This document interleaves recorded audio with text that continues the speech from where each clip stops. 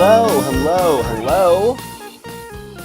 Welcome to Kernels of Truth, brought to you by Progress Kentucky. Thank you so much for joining us to discuss the breaking Kentucky political news of the week, marked by a very significant and quite sad milestone for Progress Kentucky. Then we have an exciting interview. We're speaking with Ira Shapiro, the author of The Betrayal, How Mitch McConnell and the Senate Republicans Abandoned America. Finally, we're going to close out with a truly important call to action for Progress Kentucky. But first, are you ready to help turn Kentucky purple?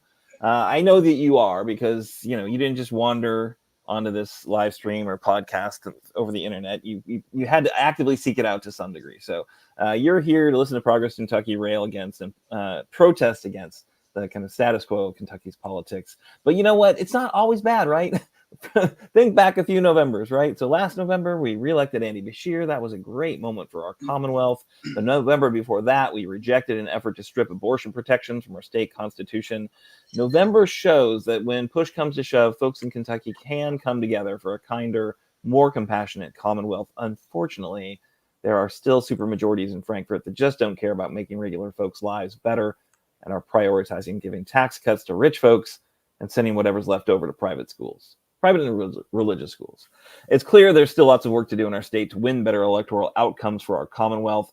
And between now and this November, roughly 139 days from now, we are going to be focused on just that.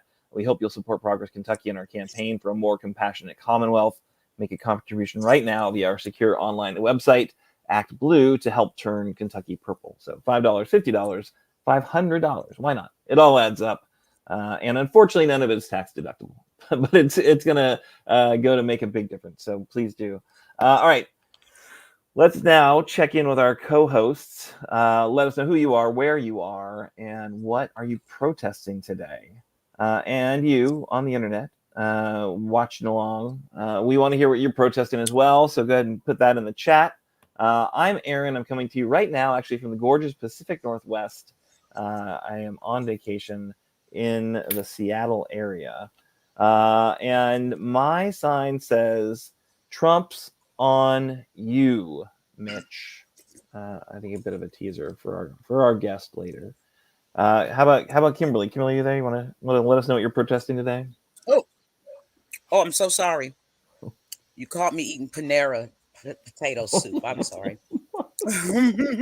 Did you not Well, know that you were doing a live stream? Are we catching you off guard?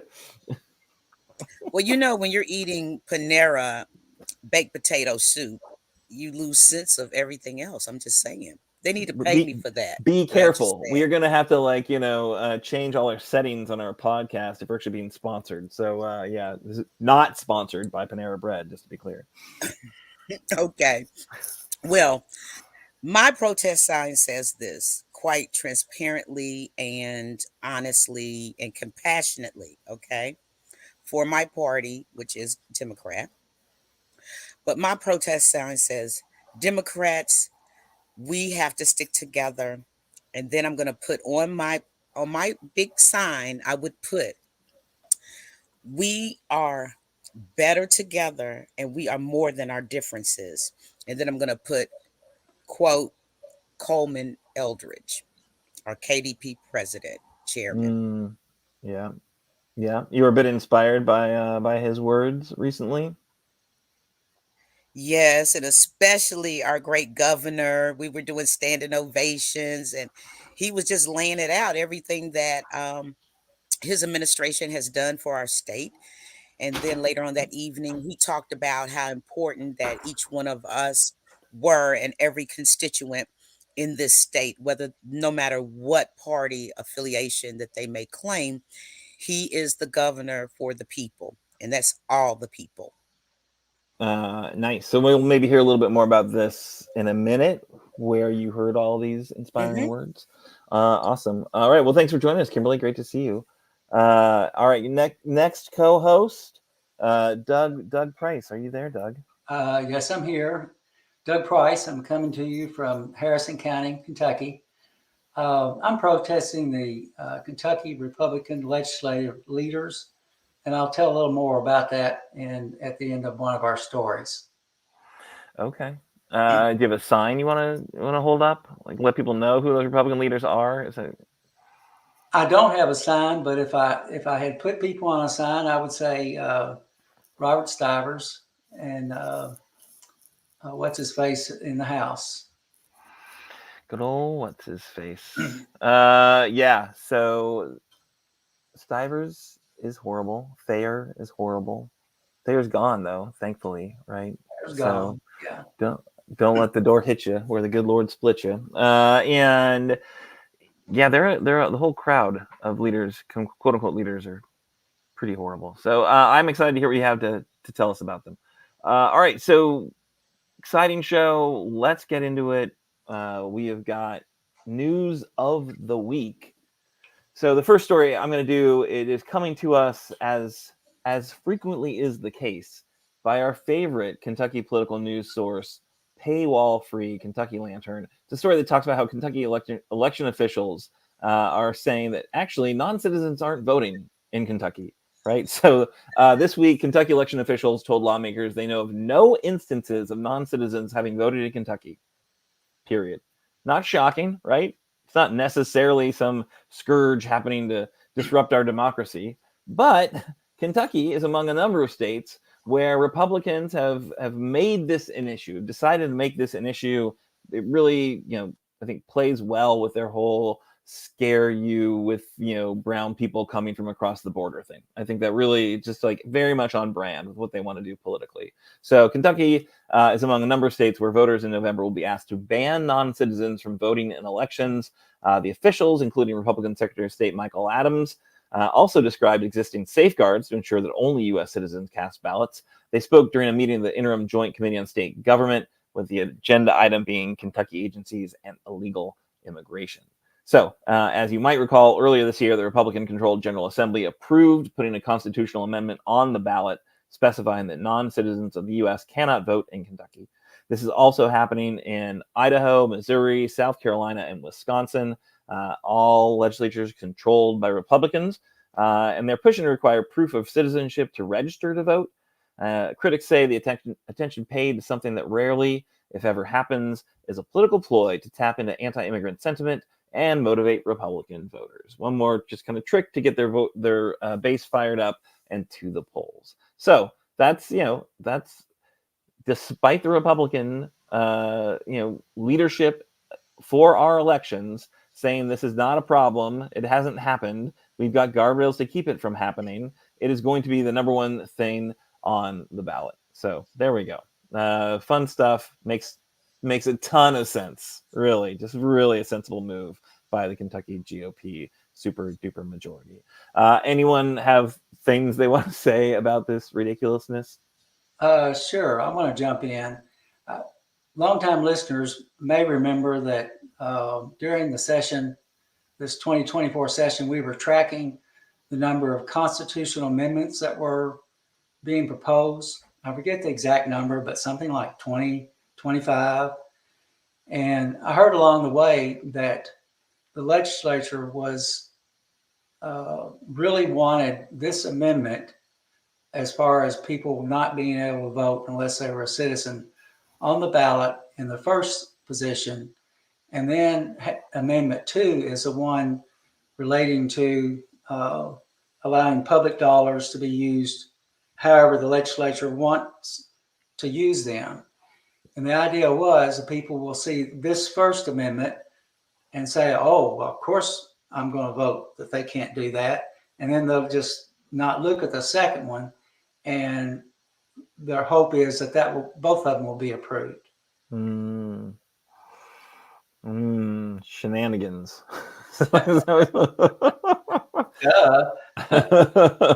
Well, they're trying to game the voters, of course, and also, unfortunately, definitely rip off the taxpayers, right? So, as we said in my opening, the idea that we're going to allow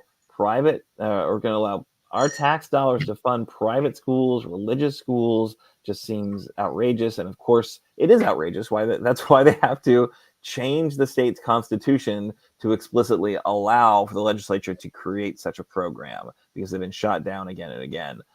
So there we are. That's going to be the top of the ballot in November. Keep your wits about you when you go to the polls.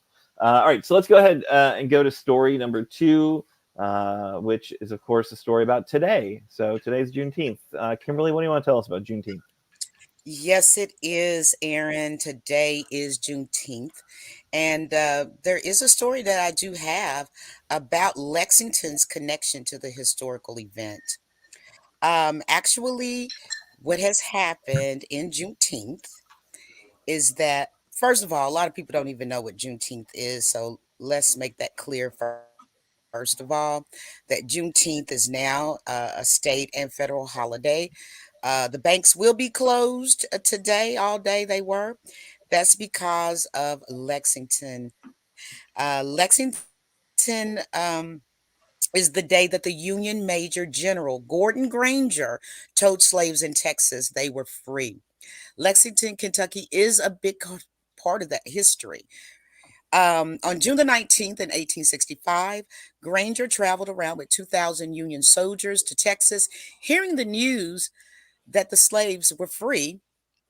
The Emancipation Proclamation, which was issued 2.5 years earlier, had freed them, said the Lexington Historic History Museum president, Mr. Foster Okerman Jr. Okerman explains why it took over 2 years for the news to travel. And basically, the Confederate newspapers were shut down. How about that? But the Emancipation Proclamation was an executive order that only applied to the states in rebellion and that the Union Army had to enforce it. So it was basically, you guys, fine for Lincoln to say that the slaves were free, but until the Union got to Mississippi and got to Texas, they were not actually free because there was no protection of the Union Army. Okay. So he did the daggone thing, right? And that is why, you guys, we have Juneteenth as it is now. Um, Great information. I didn't know it, but once again, Kentucky is on the map.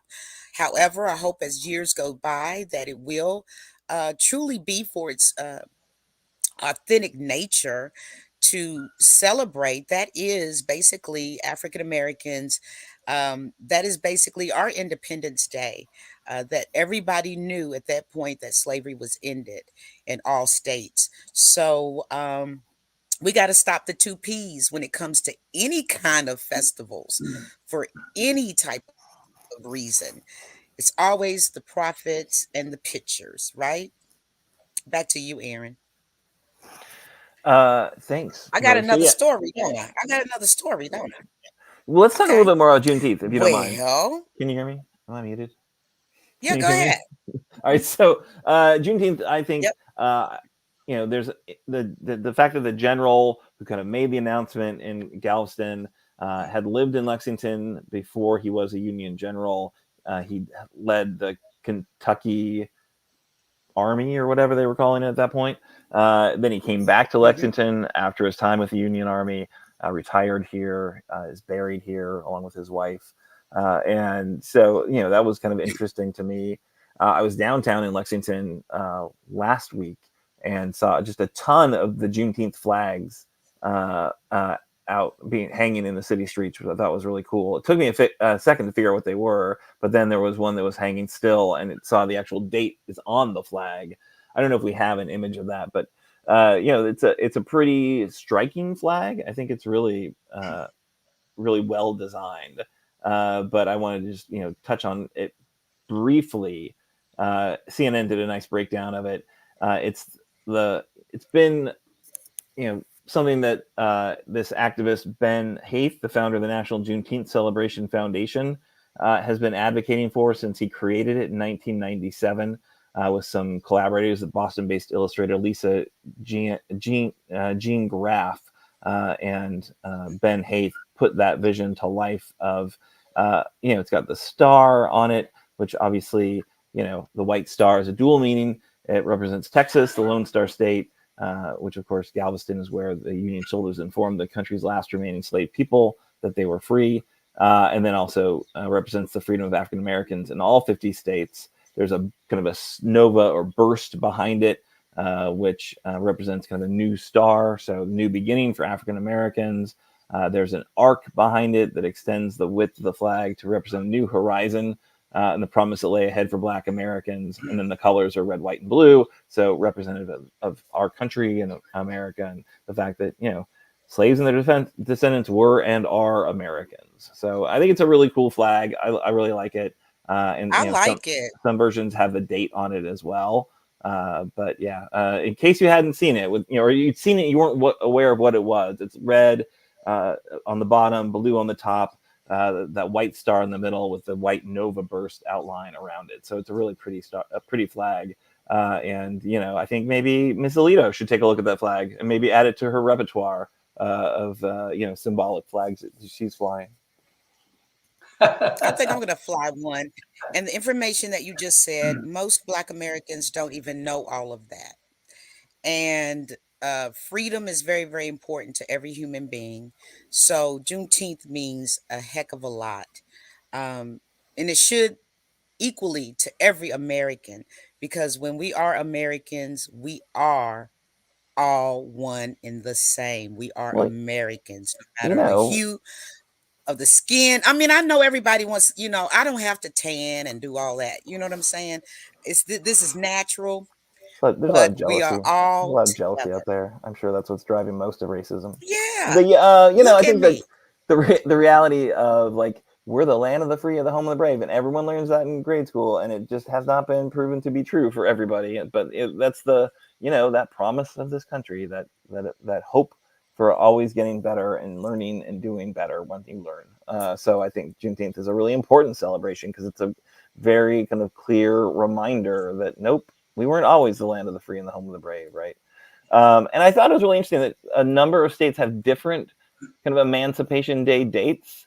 So, like the Galveston date was celebrated by the Texas kind of African American community for quite some time. But it's really interesting that that's the one that got some traction behind it. I guess the theory is that it's the last one.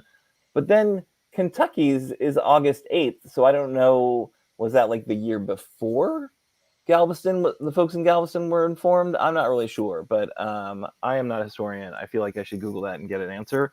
But I know that Kentucky's Emancipation Day has traditionally been celebrated on August 8th, which I also know on the calendar is after Juneteenth. So I have a comment I want to make. good. I think it's interesting that on Juneteenth, Kentucky executive offices were closed, along with federal facilities, but the Republican-controlled legislature decided it was business as usual. That's what I was referring to in my protest sign. Basically, the Republican-controlled legislature is my way or the highway. Juneteenth, nah, not interested. Yeah, no. And Aaron, I want to ask you a question. Do you think Mrs. Alito would fly it upside down? If she was going to fly the Juneteenth flag, my hunch is that it would be upside down. And it would probably be because like Black people moved into her neighborhood. I'll be honest, I don't know. That's my racist hunch. I'm sorry, or my hunch about their stance on things. So, and I know we're not a national political show, so we shouldn't be talking about the Alitos because they don't think there's any sort of Kentucky connection there. But yeah, it was like the whole play was so like just traditional GOP super duper majority, right? So George Brown has sponsored a resolution or a state law to make Juneteenth a state holiday. He's sponsored it for quite some time. It's never gotten a hearing because super duper majority of the GOP does not want Juneteenth to be a state holiday, so it never got a hearing, let alone a vote. And then Andy Bashir's like, well, I'll just do it. I'll just do an executive order. And of course, the General Assembly is like, well, you can't tell our people to have the day off. You only oversee the executive agencies. Anything we oversee will not have a state holiday. Like, how psyched do you think you are to be working for like, I don't know, the Legislative Resource Commission or whatever? You're like, or council, like, oh great, all my other friends across the way have the day off, but I don't because Stivers. I don't know. Hey, there's the flag. That was beautiful. Thank you, Nate. I'd like to say one thing about that very quickly, if I may. None of them really want what's needed in real time. I'm talking about the GOP, and I'm talking about whomever. As I've stated on this show so many times before, Every elected official I know, from the local to the national level, on Martin Luther King Day, they wear kente cloth, not knowing what tribe it belongs to, if it's appropriate to wear that particular print. Um, and none of them really want that to happen. Just like when Dr. Martin Luther King was alive, and he was America's most hated man. He was hated by the supremacists, of course, and he was even hated by his own kind, black folks right here in America. Like, what?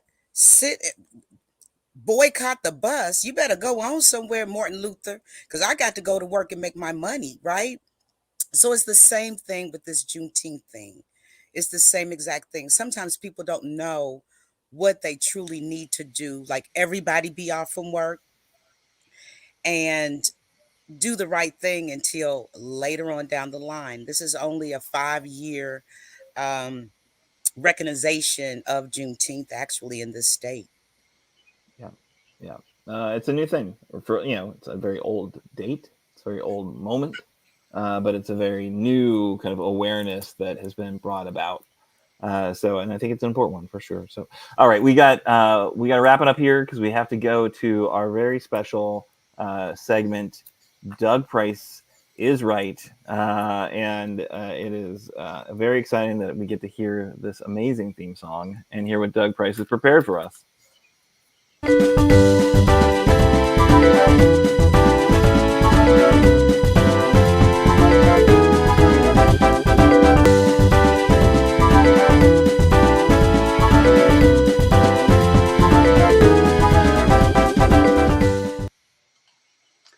Welcome to the last edition of Doug Price is Right.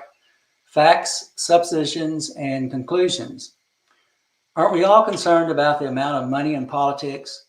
Longtime listeners may remember discussions about Citizens United, which resulted in a tremendous influx of money into politics. Prior to Progress Kentucky, we were the Mitch McConnell Retirement Committee, and over the years, I reported that Senator Mitch McConnell uses money to create power and then uses that power to create money. It's cyclical. Our guest tonight will have some words to say about Senator McConnell. Seemingly, people who donate to political campaigns and businesses that can afford lobbyists recognize this to be true. I want to start with something we haven't talked about on Kernels of Truth, the Bop Trot scandal from 1990, and then discuss where we are now. Bop Trot involved at least $20,000 in bribes, which resulted in an FBI sting operation and charges against several legislators who were provided money in exchange for the passage of favorable legislation. Bop Trot stood for business, organizations, and policies committee, and the Trot stood for harness racing, where legislation was involved in this sting. We have posted links in the chat about Bop Trot, an article written by Al Cross and Tom Loftus, and an article written by Amy Bensonhaber, who is the founder of the Kentucky Open Government Coalition. After this scandal, several reforms were passed, including the 1993 creation of the Legislative Ethics Commission. One of the reforms relates to this agency keeping track of lobbying expenses. I am coupling this information with info obtained from the Kentucky Registry of the Election Finance. We put a link to the lobbying expenses from the exception in 1993. And I'm going to talk about where we started and where we are now. In 1993, funds spent on events for legislators amounted to a paltry $1,534. Funds spent by those who hired lobbyists amounted to $1.5 million. Fast forward to 2023. In 2023, funds spent on events for legislators totaled $313,688. Funds spent by those who hired lobbyists totaled $17.8 million, and that's just through August. Total lobbying expenses for the 30 years that they have been tracking this has been $430,717,772. Now I want to take a look at donations to legislators. I reached out to the Kentucky Registry of Election Finance to find out if their office might have totals of funds raised by candidates dating back to the start of the Bob Trott era. I found that to determine the amount of money spent on races, one would have to do a search on every election year for over 30 years, a daunting task. I decided to break it down and limit it to even year races from 1998 through 2022, and then limit that search to just legislative candidates. During that period of time, people donated to Democratic candidates a total of $51.7 million, and to Republican candidates a total of $45.6 million. These totals indicate that over the last 34 years, Democratic candidates have received over $6 million more than Republican candidates. But as it is said, the devil's in the details. From 2020 to 2022, Republican candidates received almost $4 million more than Democratic candidates. That is a huge swing. I'll leave this to others to try to determine the cause of this. The bottom line is that businesses and advocacy groups spend millions of dollars to get the kind of legislation they want, while those who cannot provide funding suffer. Those who have money can elect people. Are those who are elected expected to provide good government for all, or perhaps for those who provide funds to be elected? All of what I found appears to be legal, but certainly with there being millions of dollars in play, one must wonder about the possibility of a Bob Trott 2. Lastly, I want to mention some reforms that I believe are needed. Currently, a legislator can sponsor legislation that provides a benefit to their employer. An example of this is legislation that was passed in 2024, sponsored by a representative that helped his employer's business. It was illegal because it wasn't specific to that particular company, but it was the, the business or the type of product that they provide. A legislator sponsored legislation that would provide funding to a church school of which he is a board member. A person running for election is employed by an automotive industry who will be able to promote legislation that will be beneficial for his employer. An attorney legislator can be paid to work for an industry that needs legislation passed. All of this is legal. In another area, by law, legislators are required to decline to vote if such legislation creates a conflict of interest. Currently, this notification is not recorded other than if you happen to be watching a vote on such legislation. In my opinion, this should be a public record. For additional reading, I would suggest a review of the below links that are being put into the chat. And I rest my case. Adios, amigo. More on that later, too. Back to you, Aaron. Thank you, Doug, for that diligent research. I'm a little disappointed you didn't do the full search of all political contributions since Bob Trott. But no, that's a lot of money, right? And I don't think we'll see a Bob Trott again, right? Because they're smart now, and the politicians and the donors have worked in cahoots to the point where it is now legalized.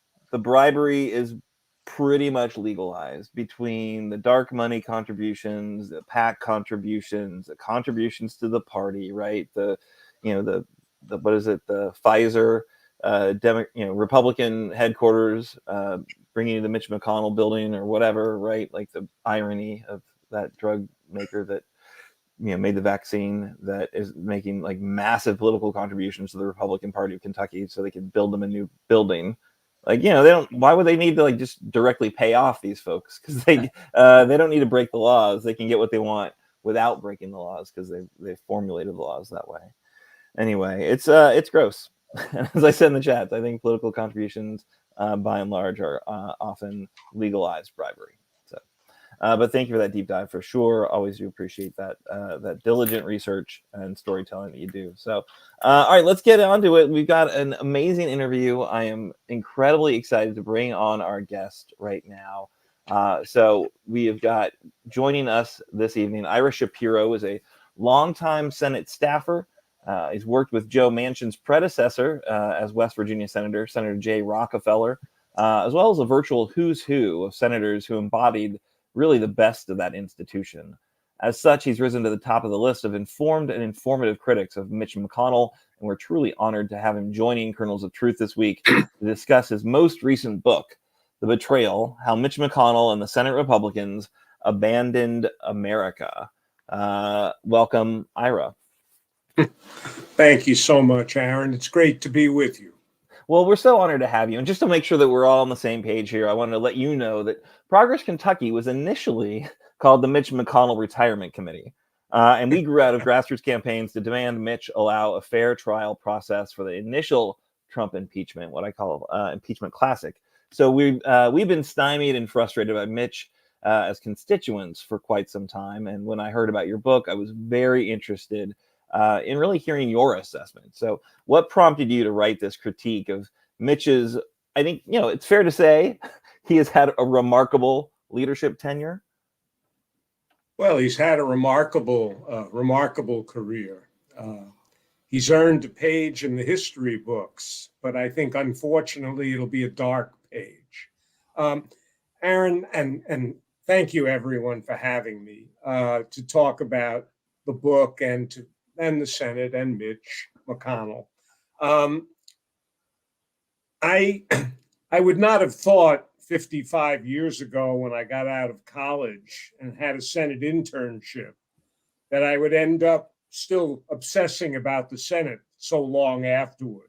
The only two things in my life that have been constant were my marriage at that time and obsessing about the Senate. It turns out, though, and I've written after working in the Senate for 12 years, I did other things and then looped back and wrote a series of books about it, and The Betrayal was the third one. I was prompted to write it because of what I regarded as the catastrophic failure of the Senate to play the role that the Constitution has assigned it. Under our Constitution, the way you deal with a president who's abusing his power is through the impeachment process. The House can impeach, the equivalent of the indictment, but only the Senate can convict. And that was the process by which Donald Trump's overreaching should have been dealt with. And yet, because of Senate Republicans led by Senator McConnell, they repeatedly, consciously, and knowingly refused to take action to stop Trump. Most dramatically, of course, we're most familiar with the second impeachment trial and the decision not to convict Trump, even though McConnell was forceful in condemning Trump and what Trump had done to incite the attack on the Capitol. And yet the Senate Republicans, led by McConnell, exonerated Trump and created the situation that the country is dealing with now, where Trump, not disqualified from running, is running and very serious contender to be the next president, possibly. So my book essentially lays out that catastrophic failure. My view of it is that no one person should be able to destabilize our democracy. But if the other institutions fail to check the president, you're going to get the result we got. And I hold McConnell personally, morally responsible for that failure. Yeah, it was a disappointing time to watch as a constituent, right? So as I mentioned, we worked really hard to try to get him to, for the first impeachment of Trump, allow a fair process, right, and to hear from these very powerful witnesses, adding the additional documents, and he was just absolutely, resistant, and of course didn't care how many people we brought to his offices in Kentucky. Did not care at all to hear from us, but then after January 6th. And I think your next question is going to get to that a little bit. Just to, Mitch was clearly quite livid and disgusted at what happened. But, I don't know. Anyway, that was I think in your book, you do a good job of kind of describing some of that speech. And also, a couple, maybe one other speech where Mitch seemed to do the right thing for the country, putting politics to the side for at least a moment. But yeah, it's a great book. I read it. I was very glad to be able to learn about all this history. And I think we've got a few more questions based on the book. So I'll turn it over to Kimberly for the next one. How are you doing, Mr. Shapiro? So glad to have you on the show this evening. Well, thank you so My much. question, you are so very welcome. My question to you is the cover.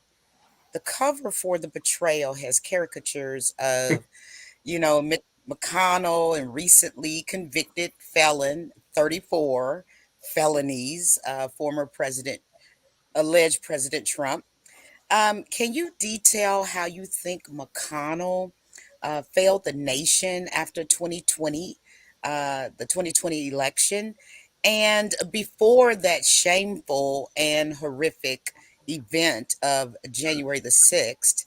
In your assessment, is Mitch McConnell complicit, or is he more of an active co-conspirator? I think that over time, I had developed somewhat idealized view of the Senate because I worked in it when the Senate really worked as it should. I came of age during the last constitutional crisis, Watergate, basically, when the Senate, along with other institutions, stepped up and was able to check Richard Nixon's abuses of power and force his resignation. I always thought that the Senate, if the situation got serious enough, the senators would step up to their responsibility vis-a-vis Trump. And if you look back, the first year or two of the Trump presidency, there was evidence that the Senate Republicans, a lot of them understood the danger that Trump posed. But then a couple of the Republicans who were independent types, Jeff Flake and Bob Corker, retired. John McCain passed away. Lindsey Graham, the best part of Lindsey Graham, apparently died with John McCain. And all of a sudden, you didn't have that core group of people who would stand up and speak independently. At that point, McConnell, in a series of actions, you mentioned the first impeachment trial, which he mocked as not serious. Then we had the election, and he waited 5 weeks before acknowledging Joe Biden to be the president-elect. Those were the 5 weeks, if you look back, that was when the big lie blazed across the country because McConnell and others didn't rebut it. And we're still suffering from that. And then finally, you had January 6th. McConnell expressed his outrage. Nobody could have condemned Trump more severely than he did. But when it came time to act, he didn't act. And I think what happened was he thought Trump was still too powerful in the party.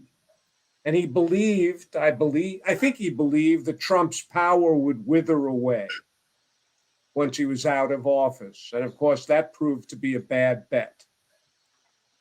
So somebody said to me once, "You're a harsh critic of Mitch McConnell. Is there anything he could do to change your view?" And I said, of course. He could say that he would not support Donald Trump because he knows that Trump with absolute certainty, he knows that Trump is a danger to our democracy and to our national security and our allies. But I said, he's not going to do that. And he didn't do that. He endorsed him again. So I would say I don't know if I would call it, well, I would say complicit. I don't know that he's an active co-conspirator, but I would say he's complicit. Okay, thanks for Thank you those. so much. Hi, I'm Doug Price. I have a question for you also. In the early I love pages, listening to you about the campaign finance situation. oh, good. Well, thank you very much. It's Mitch McConnell, as Aaron mentioned, we were the Mitch McConnell Retirement Committee, and we failed, but we at least tried. And the thing about failure, if you never fail, then that means you haven't stepped out and tried. Oh, that's right. In the early pages of your book, you discuss another one that I wasn't aware of, but I agree is interesting. Former Senate leaders Trent Lott of Mississippi and Tom Daschle of South Dakota, and their ability to work together was truly in the best interest of our country and the bipartisan traditions of the institution. What do you think the chances are that Chuck and Mitch are going to come together and pen a tome? And if they did, what in the heck would it be about? Well, look, I don't think they're ever going to write a book together or be great friends. But in fairness, I give Schumer and McConnell great credit for working together on aid to Ukraine. And I believe that I've called it McConnell's finest hour. I think we actually saw him using his talents for something in the national interest, something he cared about a great deal.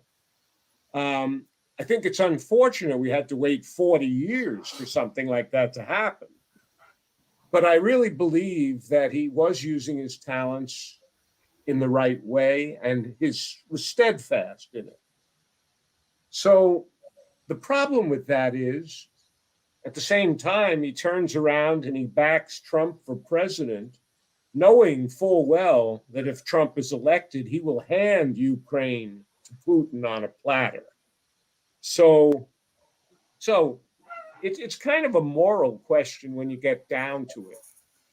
If you know with absolute certainty that Trump is a danger to the country, and you've worked with 7 presidents over the last 40 years, don't you owe it to the people of Kentucky and America to say what you know to be true?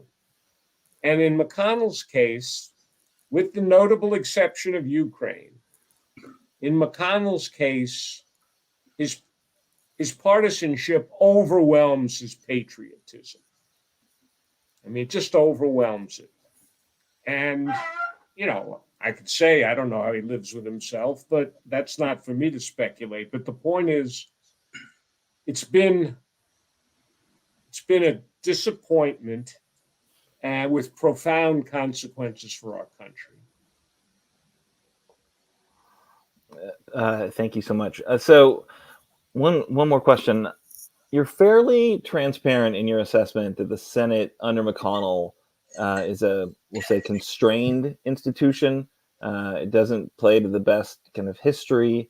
And I think there are a number of different elements that I think constrain this institution. And you point them out in your book. So I'd be interested in your thoughts of like the use of holds, the use of filibusters. If you could maybe describe, I think filibusters have gotten a lot of attention, maybe holds less so, kind of in the general awareness of what's going on in the Senate and how it's not functioning. But if you could describe what holds are, and then what you think should be done about the use of holds and the use of filibusters, because as you point out in your book, the rules for the Senate haven't really been adjusted for a very, very, very long time. But I think senators have gotten better and better at using the rules to their advantage in the sense of not putting politics in front of what's best for the country. So that's a bit of a convoluted question. So Well, piece it out however you like. But Aaron, I really appreciate you and the others on this panel in the group having read the book. So I really appreciate it. Look, I don't think that the Senate rules are the main problem with the Senate. I think the main problem with the Senate is senators who don't function as senators. They function as partisans. The challenge for the senators is, yeah, you represent a party and you represent your state, certainly, but you're supposed to have the national interest in your calculation as well. And that's what the great senators were able to do. They would be focused on the national interest, and they kept things in balance in that way. So I think that's the main problem. And with McConnell as a leader, I think Senate leaders always worked across the aisle, and they work with presidents of either party. So they viewed the job differently than he did as a strict partisan. But on the rules, I do favor rules changes. Trent Lott, who was mentioned before, was no radical. But in 2005, Trent Lott said, what happened with these holds? A hold used to be a temporary courtesy. Senators in his state, he says, I'm flying back. Can you hold something until tomorrow? Because I'm really interested in it. Temporary courtesy. Somehow, Trent Lott says, it morphed into these long-standing holds on legislation and on nominations. We saw Tommy Tuberville of Alabama, the new senator, who put a hold for months on hundreds of military promotions. I thought that was deplorable, but I think you ought to ask the question as to why anyone should have the power to do that. And I think it's on the leaders who have not tried to reevaluate the rules, to engage the senators in a process of coming up with rules that work for the majority party, the minority party, and the individual senators, but don't allow any individual to bollocks up the whole thing. yeah. That's a technical term, bollocksing up. But It's a classy one. I like it. So yeah, Can I ask one thing really quickly? Of course. Sure. Okay. Mr. Shapiro, it's kind of two parts. Number one, can I send my book to you so you can autograph it? Could that be possible? Oh, I'd love to do it, Ms. Jones. Thank you. Kimberly, I'll get the thank you. information from Aaron. Yeah. Then You. number two, my daughter is in the Air Force and she is LSARO or something. I don't know. She's the intel liaison between the South Korean Air Force and the Army, even though she's Air Force. She has stated to me on several of occasions that especially when Donald Trump does something, they are working overtime 7 days a week, sometimes 18, 20 hours a day for the things that he does. He is a national security threat. So I want to ask you, what happened to Mitch McConnell and why is this permissible now? I live right here in Louisville, Kentucky. I am a U of L, University of Louisville alumni. And back in the day when McConnell built his McConnell Center on campus, I did receive a partial scholarship in the name of Mitch McConnell. I also was able to work along and I was able to meet and ask questions for an hour to the infamous and great Johnny Cochran. And all of those things were contributed to Mitch McConnell. So the man that was doing that then, that looked like he really wanted to do it, to the man that we know today that appreciates, he even likes you to call him the Grim Reaper. What happened to him along the way? Or is this really who he was the whole time? Hesitant to say because, first of all, you've known him longer and better than I do. And by the way, I have to say, you must be very proud of your daughter. It's marvelous that what she's doing. Thank you. Look, I think McConnell has always been driven principally by his desire to be someone important. He set his mind on that early in his life, and he has succeeded beyond any expectations. But the people that have watched him longest felt that it was more about his desire to be important than anything he was particularly doing. And over time, the Republican Party changed, and to some extent, he changed with it. He managed to stay at the center of things because of his great talent and because of his fundraising abilities. And I think Mr. Price was saying this, but no one has played the money game any more effectively than Mitch McConnell, raising money from the donor base and rewarding the donor base with legislative and regulatory results. So there's been a long arc here. Whether he ever believed he would say he was a civil rights supporter in the early years, and he admired John Sherman Cooper, one of his heroes, whatever. But it's been a long time since then. And I wasn't kidding when I said that he did a great job fighting for support aid to Ukraine, and that it was the first thing in 40 years I can think of that he did something like that. Well, you've been very generous with your time, Mr. Shapiro. We very much appreciate you. I'm a Senate guy. I can filibuster. All right, we could talk forever. I do think the filibuster needs to be reformed. I think it's outrageous. They just have to kind of threaten a filibuster, and they don't actually have to get up there and talk. I think make it a talking filibuster again. I agree with that. Make them hold the line. I would do that at least. I might just abolish the whole thing. Yeah. But at any rate, this is, again, wonderful book, The Betrayal. I encourage anyone who, shares their deep-seated mistrust and disgust of Mitch McConnell to read this book, because it'll just give you more facts at your disposal to point out why he's horrible. But really a fantastic job of documenting all of this.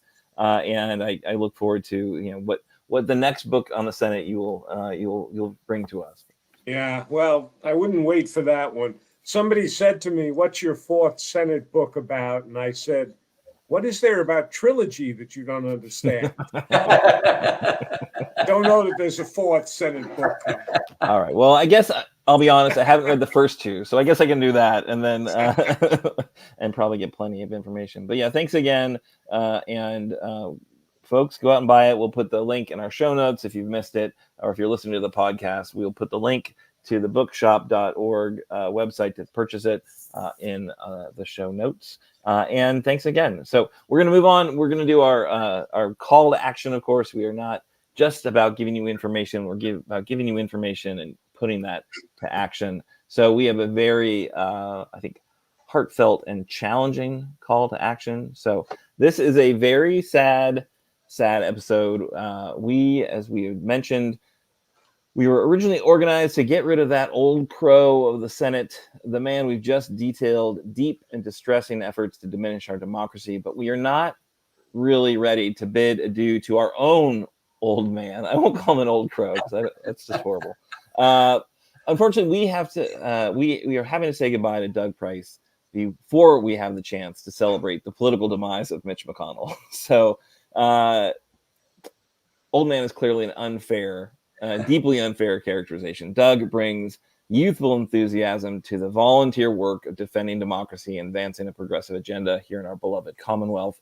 Honestly, when Doug showed up at our first Mitch McConnell protest on our Move On campaign for witnesses and documents during the first Trump impeachment, I never would have guessed that he would go on to become such a committed, critically important collaborator on the joint initiative that would become the Mitch McConnell Retirement Committee and ultimately Progress Kentucky. Folks, Doug shows up, he brings receipts, he does the deep dive on policies, on processes, on numerous forms required to to remain in good standing with bureaucracies, with funders, with coalition partners, and quite frankly, there would not be a Progress Kentucky without him. Well, Aaron, such kind words. I was a member of a team, and Progress Kentucky will still be a wonderful, amazing group of dedicated progressives. Over the last 4 to 5 years, I have learned so much, and met so many wonderful people who are in some ways role models for all of us. The PK board is made up of amazing people. I've learned much from others associated with PK. I've certainly enjoyed working with each and every person involved over these last several years. As older members of our family start to experience health issues, the realization settles in that, as Aaron has said, I'm an old man. He said that nicely. I'm a 75-year-old man who needs to slow down and enjoy life and my family. Earlier, I said the words, adios, amigo. And as Paul Harvey said, here's the rest of the story. The lyrics of Adios, Amigo beautifully depict the bittersweet reality of love, separation, and the acceptance that sometimes one has to let go for the sake of another's happiness. The opening verse sets the tone. Adios, amigo. Adios, my friend. The road we have traveled has come to an end. Love you guys. Well, we love you, Doug. Obviously, Doug's beloved wife and family's gain is Progress Kentucky's loss. It leaves Progress Kentucky with big, big shoes to fill. And we really, honestly, we need another few board members to join this team. So as Doug mentioned, it's a team. And if you're interested in helping engage in Kentucky politics, if you want to help manage an endorsement process between now and August and launch a direct voter contact project to support our endorsed candidates and positions on constitutional amendments, we need your help. So if you like what we do, if you think you have something to bring to the party and bring to the team, please check out our interest form. Consider raising your hand to help turn Kentucky purple. So it's a Google form you can fill out, share a little bit of your political bio and your interest in getting more involved.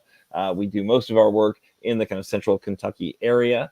And we've got big plans between now and November. So we'd love to have great team members join us. But I don't know. Kimberly, anything you want to say before you close us out? I can't do it. You're going to have to close us out. Dougie Fresh is leaving us. It's very sad. And I know he has to be with his family, but I'm being selfish. But you're going to have to finish and close up because I can't do it right now. Oh, well, Kimberly, you are reflecting the emotion and sentiment that many of us feel. So I feel you. I feel you, sister. All right. So Progress Kentucky is a nonprofit organization registered thanks to Doug Price with the Kentucky Secretary of State, organized thanks to Doug Price as a 501c4. We are affiliated with the Indivisible Project, with the Commonwealth Alliance for Voter Engagement, or CAVE, which Doug has gotten the award for most regular attendee to CAVE meetings. We are also proud members of the Forward Kentucky Network. Progress Kentucky's goal is to educate, organize, increase voter turnout, and advance a progressive agenda through civic engagement. Please join us next week for another great show. We'll be joined by Kentucky author and poet laureate Silas House. We got Silas House coming back, folks. I don't want to just walk right over that or just leave it there in case you were tuned out and weren't paying attention. Silas House is coming back. We're excited to talk to him. He's got a lot of different projects he's working on, but I also want to talk to him about his book that includes the realities of climate change and how that could affect our societies moving forward. It's a wonderful, wonderful book. All right. So big thanks to our producer, our Renaissance man, Nate Orshan, who produced this episode and wrote and performed our theme songs, both theme songs, one of which I guess we're retiring tonight. You can find more information and music at natosongs.com. If you miss our weekly live stream on Facebook or YouTube or X, audio podcasts and our show notes are available on Apple, Google, although I think Google might have given up on its podcast platform. I don't know. Spotify, it's on iHeartRadio, Pandora, wherever you get your podcasts, we're there. If you do listen to the pod, you should leave us a 5-star review right now. And you should also know that logo and some graphic content were provided by Couchfire Media. More information can be found at couchfiremedia.com. Hey, Nate, can you close us out with a little bit of Doug Price is Right theme song?